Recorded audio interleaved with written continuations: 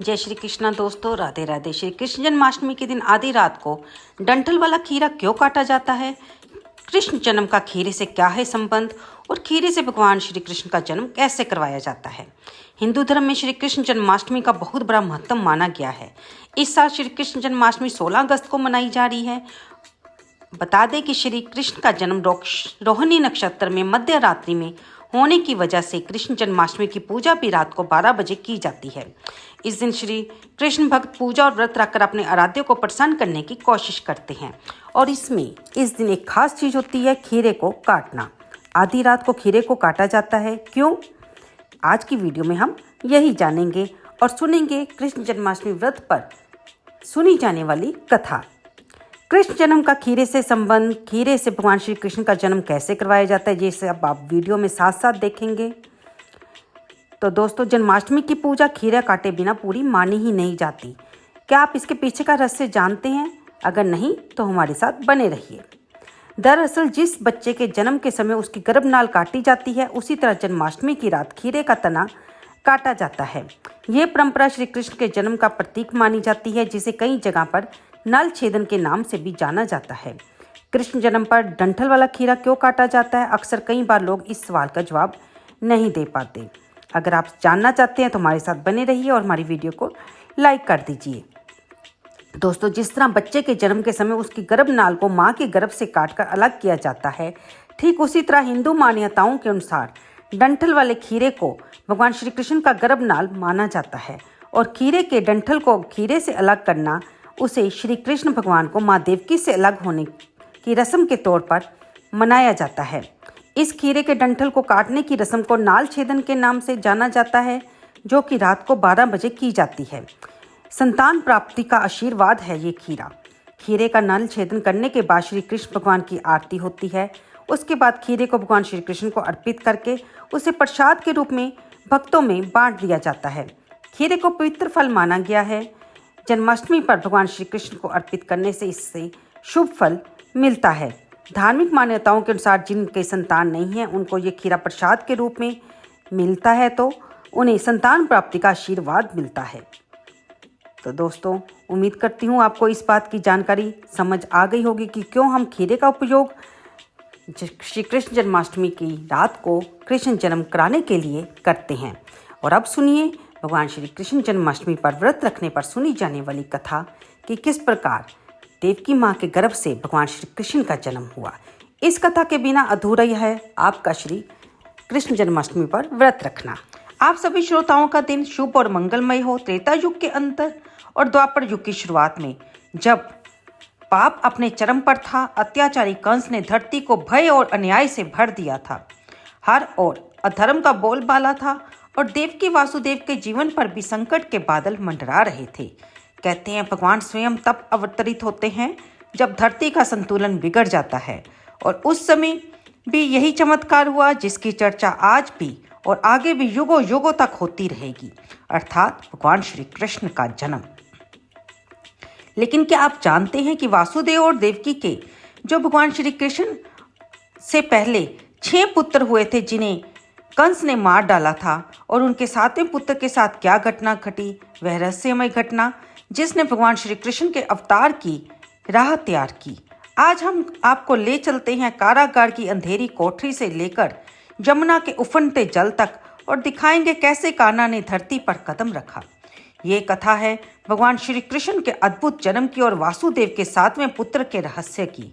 प्रिय श्रोताओं, आप सभी से विनम्र निवेदन है कि इस कथा को श्रद्धा और भक्ति भाव से पूरा अंत तक अवश्य सुनिएगा, नहीं तो आपका जन्माष्टमी का व्रत अधूरा माना जाएगा। अगर आप व्रत नहीं भी रख पाए किसी कारण से, तो आप तब भी अपने घर के मंदिर में दीपक दान करते हुए जोत जगाकर इस कथा को अवश्य सुनिएगा, ताकि भगवान श्री कृष्ण की कृपा आपको प्राप्त हो। साथ ही साथ भगवान श्री कृष्ण के जन्म और बाल्यकाल की अद्भुत घटनाओं के साक्षी बनिएगा और दिव्य आशीर्वाद प्राप्त करेंगे आप। इस पावन अवसर पर आपको और आपके परिवार को जन्माष्टमी की हार्दिक शुभकामनाएं। तो एक बार सब प्रेम से बोलिए जय श्री कृष्णा, जय श्री राधे। मथुरा नगरी उस दिन असाधारण रूप से सजी हुई थी। स्वर्ण जड़ित द्वार, फूलों की मालाओं से लिपटी गलियां और हर घर के आंगन में दीपकों की पंक्तियां झिलमिला रही थी। सड़कों पर चंदन और केसर का लेप किया गया था और हवा में गूंजते शंखनाद वेद मंत्रों की ध्वनि से पूरा वातावरण पवित्र हो उठा था। मथुरा के लोग जानते थे कि आज नगर के महाराज उग्रसेन की पुत्री अपार सौंदर्य और तेजस्विता से युक्त देवकी का विवाह यदुवंशी वंश के वीर बुद्धिमान और धर्मनिष्ठ वसुदेव राजा से होने जा रहा है। देवकी, जिसका नाम सुनते ही लोग आदर से सिर झुकाते, अपनी तेजस्विता से पहचानी जाती थी। उनके नेत्र कमल की पंखुड़ियों के भांति कोमल, किंतु उनमें दृढ़ता की झलक थी। उनका मुखमंडल पूर्णिमा के चंद्रमा की भांति उज्जवल था। उनकी वाणी मधुर, जैसे वीणा के तार से कोई रागिनी झड़ रही हो। लोग कहते थे कि देवी का जन्म किसी साधारण कुल में नहीं, बल्कि देवताओं की कृपा से हुआ है। उधर वसुदेव यदुवंश के गौरव थे। वे न केवल युद्ध कला में पारंगत थे, बल्कि उनकी सत्य निष्ठा और वचनबद्धता की ख्याति दूर दूर तक फैली हुई थी। उनके मित्र और शत्रु दोनों ही उनकी धर्मपरायणता का सम्मान करते थे। महल के प्रांगण में विशाल मंडप सजाया गया था। चंदन की लकड़ी, केसर और दीपों की सुगंध से वातावरण महक रहा था। वेद पाठ के बीच ब्राह्मणों के आशीर्वाद के साथ विवाह की रस्में संपन्न हो रही थी। देवकी और वसुदेव दोनों ही भावपूर्ण नेत्रों से एक दूसरे को देख रहे थे, मानो किसी दिव्य संयोग का साक्षात्कार कर रहे हैं। कंस, जो कि देवकी का भाई और मथुरा का युवराज था, इस विवाह का मुख्य आयोजक था। वह अपनी बहन से अपार स्नेह करता था और विवाह के समय उसने घोषणा की कि आज मैं स्वयं अपनी प्रिय बहन को उसके ससुराल तक छोड़ने जाऊंगा। ये मेरा सौभाग्य है कि मैं उसके जीवन के इस सबसे महत्वपूर्ण क्षण में सहभागी बनूं। विवाह के बाद रथ को स्वर्ण और रत्नों से सजाया गया। घोड़े ऊर्जावान थे, उनके गले में मणि मालाएं पड़ी थी। कंस ने स्वयं सारथी की भूमिका निभाई। रथ पर देवकी और वसुदेव बैठे और नगर के लोग फूलों की वर्षा करते हुए उन्हें विदा करने लगे। मथुरा की गलियों से निकलते समय कंस ने गर्व से कहा, प्रिय बहन, मैं चाहता हूं तुम्हारा जीवन सदा सुखमय हो। वसुदेव जैसे धर्मनिष्ठ और वीरपति के साथ तुम्हारा वैवाहिक जीवन समृद्धि से भरा रहेगा। देवकी मुस्कुराई और बोली, भैया, आपका आशीर्वाद मेरे लिए सबसे बड़ा उपहार है। वासुदेव ने भी आदरपूर्वक कहा, युवराज, आपका ये प्रेम और आदर मैं जीवन भर स्मरण रखूंगा। रथ नगर की सीमा पार कर रहा था, तभी अचानक आकाश में एक गूंजती हुई रहस्यमय आवाज सुनाई दी। वह आवाज इतनी गंभीर और प्रभावशाली थी कि रथ के घोड़े भी ठिठक गए। आकाशवाणी हुई, हे कंस, तू कितना भी बलवान और पराक्रमी क्यों ना हो, लेकिन जिस देवकी को तू आज उसके ससुराल में छोड़ने जा रहा है, उसी की 8वीं संतान तेरे विनाश का कारण बनेगी। ये सुनते ही कंस का चेहरा पीला पड़ गया। उसके हाथ से स्वाभाविक रूप से अपनी तलवार की मूठ को पकड़ लिया। क्रोध और भय की लपटें उसकी आंखों में जलने लगी।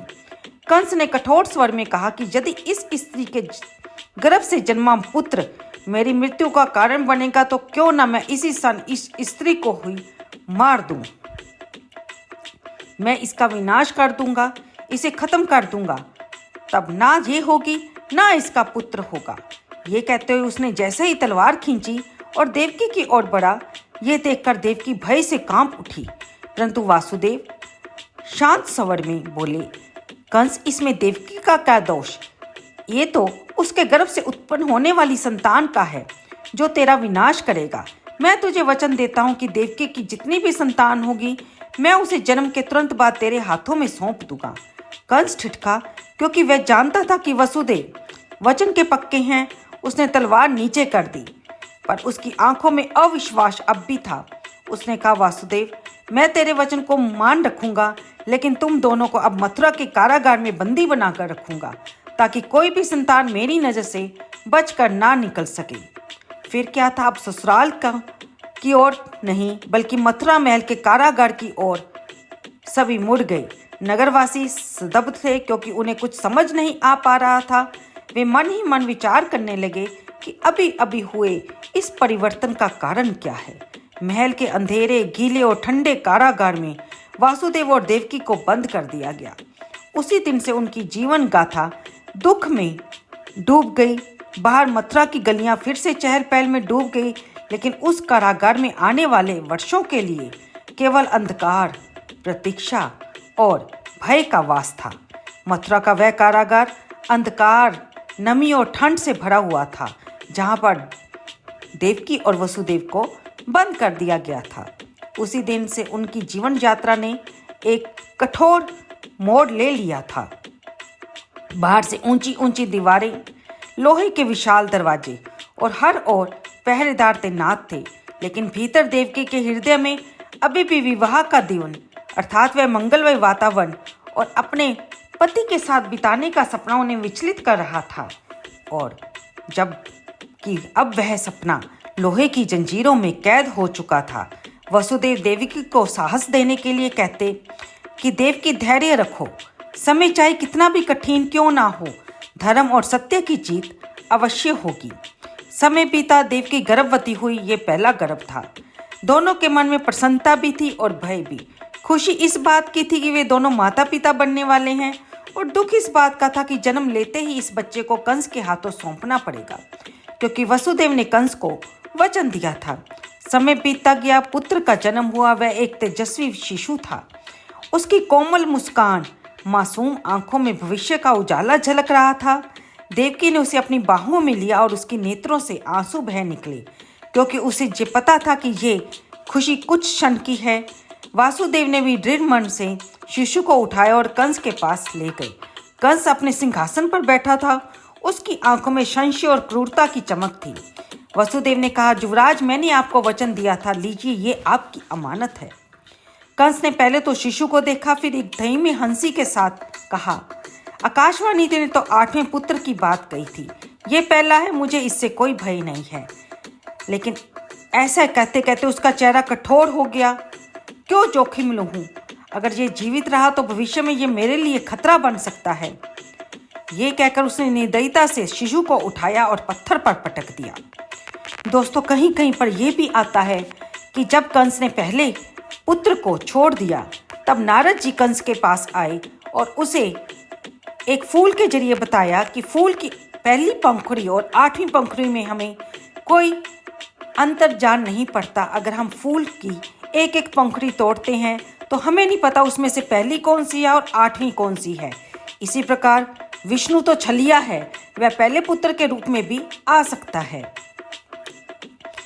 तो ये सुनकर कंस ने उस पहले शिशु को निर्दयता से उठाया और पत्थर पर पटक कर उसे मौत के हवाले कर दिया। देवकी ने कारागार में चीख सुनी और बेहोश हो गई। वसुदेव ने भी अपनी आंखें बंद कर ली, लेकिन मन ही मन उन्होंने संकल्प लिया कि ये अन्याय हमेशा नहीं चलेगा, एक दिन तो इस बुराई का अंत होगा ही होगा। पूरे महल में उस दिन उत्सव का नहीं बल्कि क्रूर विजय का वातावरण था। मथुरा पर भय का एक और पर्दा गिर चुका था।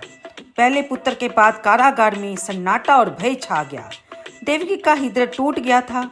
समय ने फिर गर्भ का संचार किया। दूसरा पुत्र हुआ। वसुदेव ने वचन के अनुसार उसे भी कंस को सौंपा और वह भी मृत्यु का ग्रास कंस के जरिए बन गया। तीसरे पुत्र पर देवकी की आंखों में आंसू और वसुदेव के चेहरे पर मौन संकल्प था, लेकिन कंस की क्रूरता अपरिवर्तित रही। चौथे पुत्र का जन्म हुआ।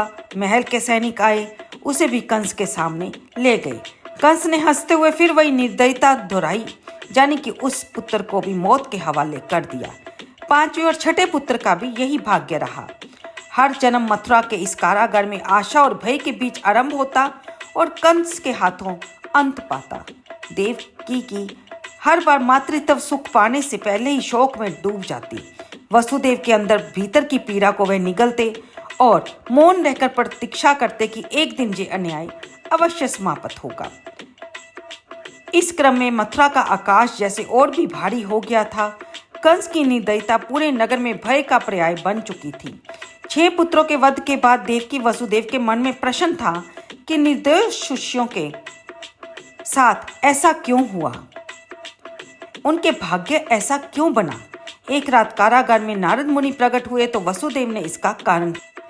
नारद बोले, जश गर्भ पूर्व जन्म में महिषी मरीचि के पुत्र थे, जिन्होंने गर्भ में ब्रह्मा का अपमान किया था और ब्रह्मा ने श्राप दिया कि ये राक्षस के घर जन्म लेकर अपने पिता के हाथों मारे जाएंगे।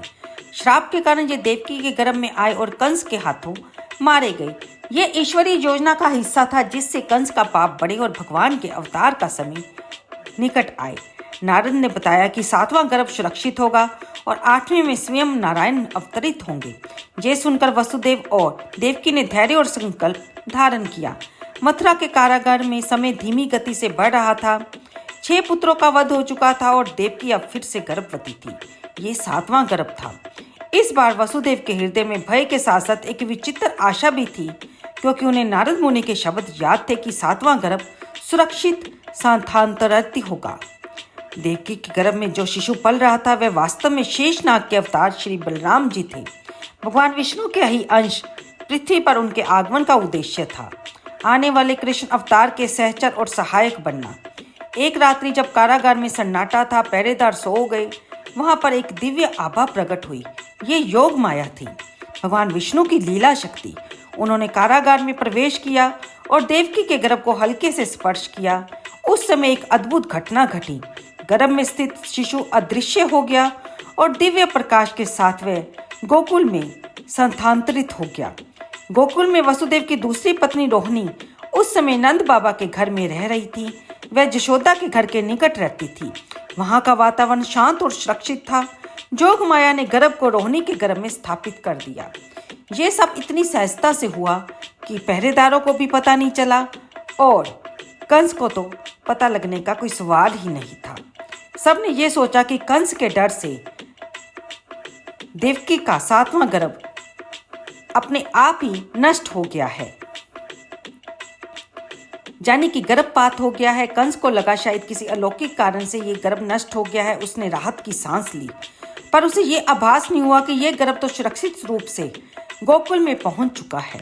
गोकुल में रोहिणी के घर वातावरण आनंद से भर गया। नंद बाबा और यशोदा दोनों को गर्भ का समाचार मिला। वे अत्यंत प्रसन्न हुए। रोहिणी की विशेष देखभाल की जाने लगी। बलराम के गर्भ में आने के बाद गोकुल का वातावरण जैसे और भी पवित्र हो गया।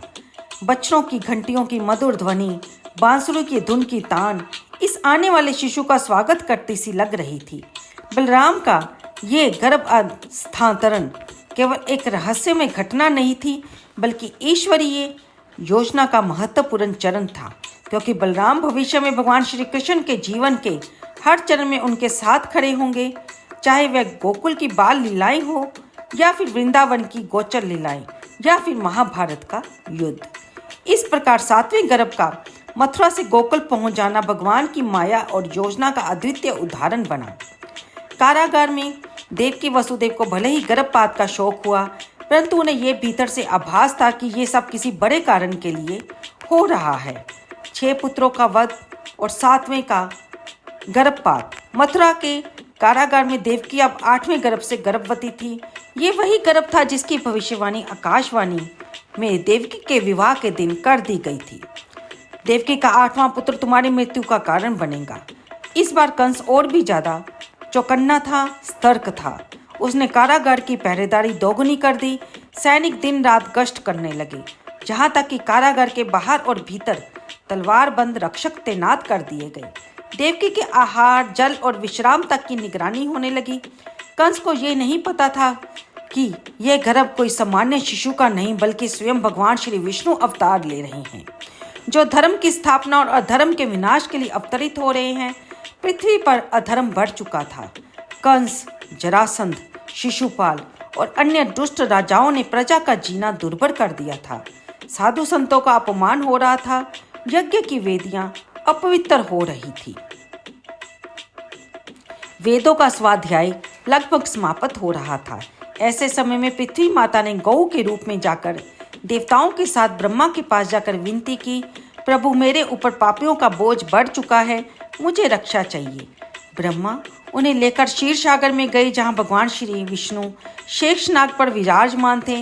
देवताओं ने प्रणाम करके निवेदन किया, प्रभु कृपा करके अवतार लीजिए, पृथ्वी को अधर्म से मुक्त कीजिए। भगवान श्री कृष्ण, भगवान श्री विष्णु ने मुस्कुराते हुए कहा, मैं मथुरा में वसुदेव और देवकी के यहाँ 8वें पुत्र के रूप में जन्म लूंगा। मेरा शेषांश बलराम पहले ही वहां आ चुका है। मेरी माया तुम्हारे कार्य में सहायक होगी। समय बीतता गया। देवकी के गर्भ में दिव्य तेज बढ़ने लगा। कारागार के अंधकार में भी उनका चेहरा चांद की तरह चमकने लगा। जहाँ तक कि पहरेदार भी उनकी आभा को देखकर अचंभित होते थे। वसुदेव को भीतर से अनुभव हो रहा था कि ये गर्भ अब सामान्य बालक का नहीं है।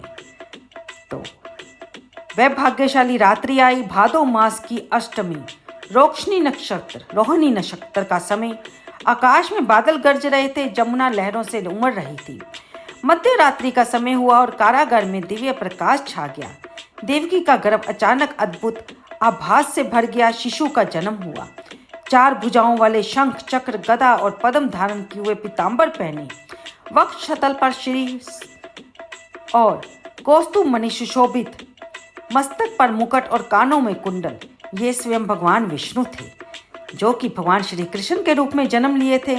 देवकी और वसुदेव ने एक साथ हाथ जोड़कर प्रणाम किया। उनकी आंखों से आंसू बह निकले। देवकी ने कहा, प्रभु, आपने स्वयं हमारे जहां जन्म लेकर हमें पवित्र कर दिया है, किंतु कंस आपको देखकर मार देगा। कृपया करके अपनी रक्षा कीजिए। भगवान ने मधुर मुस्कान के साथ कहा, हे माता पिता, भयभीत मत हो। मैं अपनी लीला के रूप लिए मनुष्य रूप धारण करता हूँ। मुझे नंद और यशोदा के घर में गोकुल ले जाओ, वहाँ की कन्या को यहाँ ले आओ। वह मेरी माया है जो तुम्हारे मार्ग में आने वाली सभी बाधाओं को दूर कर देगी। इतना कहकर भगवान ने अपना 4 भुजा वाला रूप त्याग कर साधारण छोटे से बालक का रूप धारण कर लिया। मध्य रात्रि में जोग माया ने कारागार के ताले और बेड़ियां खोल दी। वसुदेव श्री कृष्ण को टोकरी में रखकर यमुना पार करते हुए गोकुल पहुंचे। शेषनाग ने फन फैलाकर उनकी रक्षा की। यशोदा की जहां जन्मी कन्या को लेकर वसुदेव मथुरा लौटे। सुबह कंस ने कन्या को मारने का प्रयास किया, लेकिन वह देवी रूप में आकाश में प्रकट होकर चेतावनी देकर चली गई। गोकुल में नंद बाबा ने पुत्र जन्म पर भव्य उत्सव किया। ब्रजवासियों ने उल्लासपूर्वक नाच गान किया। यशोदा अपने लाल को गोद में लेकर उसकी मुस्कान में खो गई। गोकुल में नंद बाबा के घर जन्मे नन्हे कान्हा के आगमन से पूरे ब्रज में आनंद और उत्सव का वातावरण था। सुबह से शाम तक ग्वाल बाल गोपियां और ब्रजवासी उनके दर्शन के लिए उमड़ पड़ते थे। यशोदा माँ उन्हें गोद में लेकर झुलाती, लोरियां सुनाती और उन्हें नन्ही नन्ही हरकतों पर मोहित हो जाती।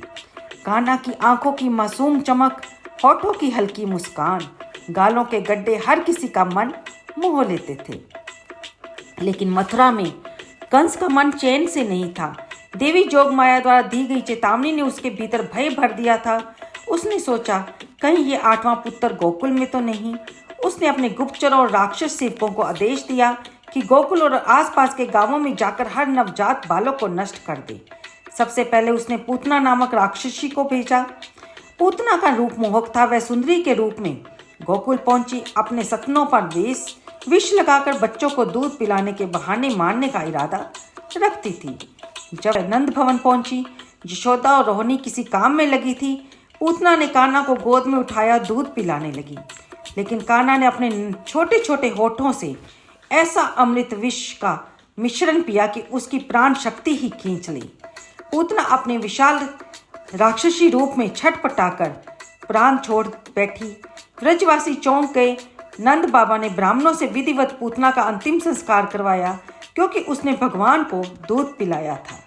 कंस का क्रोध और भय बढ़ता गया। उसने शक्तासुर, त्रिनावृत जैसे कई राक्षस भेजे, लेकिन हर बार कान्हा ने बाल लीला में ही उनका अंत कर दिया। एक बार जब नंद बाबा दूर थे, शक्तासुर ने बैलगाड़ी के रूप में आकर कान्हा को कुचलने की कोशिश की, लेकिन कान्हा ने अपने छोटे छोटे पैरों से ठोकर मारकर उसे तोड़ दिया। त्रिनाव्रत ने आकर कान्हा को आकाश में उठाया। कान्हा ने उसका गला पकड़कर उसे गिरा दिया। इन घटनाओं से ब्रज में ये चर्चा फैल गई कि ये बालक कोई साधारण नहीं है। उसकी हर लीला में कोई ना कोई चमत्कार छिपा है। यशोदा माँ कई बार चौंक जाती थी। एक बार उन्होंने कान्हा के मुंह में पूरा ब्रह्मांड देखा, जिससे वह समझ गई कि ये बालक कोई ईश्वरीय शक्ति का अवतार है। कंस के षड्यंत्र रुकने वाले नहीं थे। वह बार बार किसी राक्षस को भेजता और वह राक्षस कान्हा को मारने की कोशिश करता, लेकिन हर बार असफलता हाथ लगती और वह राक्षस को कान्हा खेल ही खेल में मार डालते। गोकुल में हल्की ब्रजवासी ग्वाल बाल और गोपियां कान्हा की माखन चुराने, बांसुरी बजाने और नटखट शरारतों में ही खोए रहते। यह ईश्वरीय खेल था। एक और बालक कृष्ण आनंद और प्रेम का सागर लुटा रहे थे, तो दूसरी ओर कंस का अंत धीरे धीरे समीप आ रहा था। रोज के षड्यंत्रों और राक्षसों के हमलों से नंद बाबा और ब्रिजवासी चिंतित हो गए। एक दिन उन्होंने निर्णय किया कि गोकुल से वृंदावन जाया जाए, जहाँ की भूमि गोचारण के लिए और बहुत ही उपयुक्त है। सभी ने बैलगाड़ियों में अपना सामान लादकर ब्रजवासी वृंदावन पहुंचे और वहां का जीवन और भी आनंदमय हो गया। गोपियों के बीच में कान्हा और बलराम की लीलाएं खुलकर सामने आने लगी। श्री कृष्ण अब थोड़े बड़े हो चुके थे। वे गोपों के साथ गाय चारण के लिए जाते, बांसुरी की मधुर ध्वनि से वन को गूंजित कर देते और ब्रिज की गोपियां उस स्वर में खो जाती। कान्हा की शरारतें चलती रहती, कभी गोपियों के मटके फोड़ना, कभी उनकी माखन मिश्री चुराना, कभी बच्चों को खोलकर इधर उधर भगाना। ब्रिज का हर दिन हंसी, गीत और आनंद से भरा था। तभी इंद्रदेव ने एक दिन ऐसी लीला की कि पूरे ब्रिज की दशा ही बदल गई। परंपरा के अनुसार ब्रिजवासी हर वर्ष इंद्रदेव की पूजा करते थे, लेकिन इस बार जब इंद्र पूजा की तैयारी शुरू की तो कृष्ण ने प्रश्न किया, बाबा हम इंद्र की पूजा क्यों करते हैं? वर्षा तो प्रकृति का नियम है। हमारी आजीविका गोवर्धन पर्वत, गांव और जमुना पर निर्भर है। उन्होंने समझाया कि हमें उस पर्वत की पूजा करनी चाहिए जिसने हमारी गांव को चारागाह, हमें जल और आश्रय दिया है। सभी कान्हा के इस तर्क से सहमत हो गए और गोवर्धन पर्वत की पूजा करने का निर्णय किया गया। सभी ने पर्वत के चारों ओर परिक्रमा की, अन्नकूट का आयोजन किया, विभिन्न प्रकार के व्यंजन बनाए और पर्वत को अर्पित किए। ये देखकर इंद्र क्रोधित हो गए। उसे लगा कि ब्रजवासियों ने उसका अपमान किया है और उसने मूसलाधार वर्षा शुरू कर दी। बारिश इतनी प्रचंड थी कि पूरा जमुना के किनारे का सारा क्षेत्र जलमग्न हो गया। आकाश में बिजली और गरज से भय फैल गया। ब्रिजवासी अपनी गायें, बच्चे और सामान लेकर घबराकर इधर उधर भागने लगे। तब भगवान श्री कृष्ण ने अपनी छोटी उंगली पर गोवर्धन पर्वत को उठा लिया और सभी को अपने पास आने के लिए कहा। सभी को आश्रय दिया। सभी ब्रिजवासी अपनी गायें लेकर अपने परिवार सहित गोवर्धन पर्वत के नीचे आ गए। 7 दिन 7 रात तक लगातार वर्षा होती रही, लेकिन पर्वत के नीचे सभी सुरक्षित रहे। इंद्र का अहंकार टूट गया और वह ब्रिज में आया।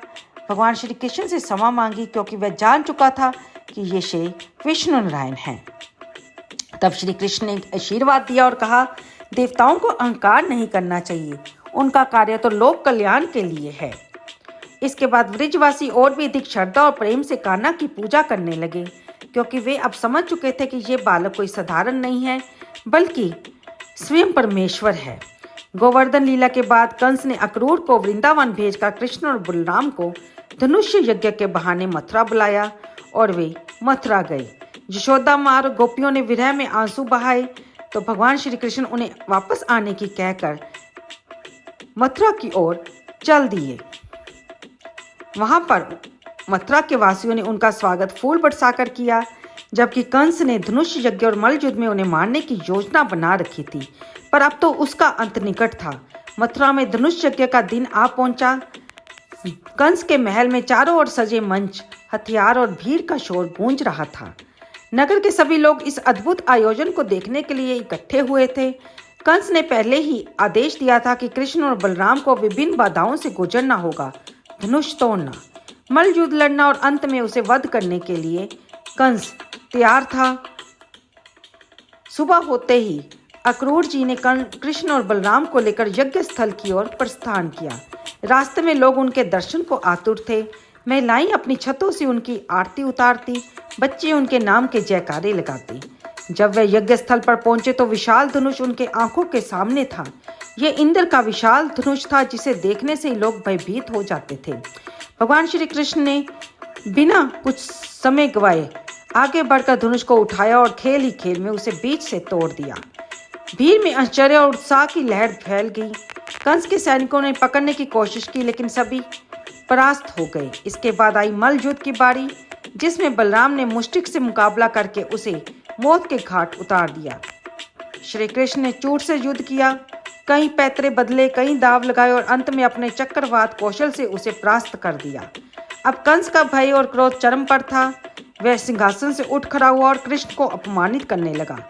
तब कृष्ण ने सिंहासन पर छलांग लगाई और उसके मुकुट को पकड़कर उसे नीचे खींच लिया।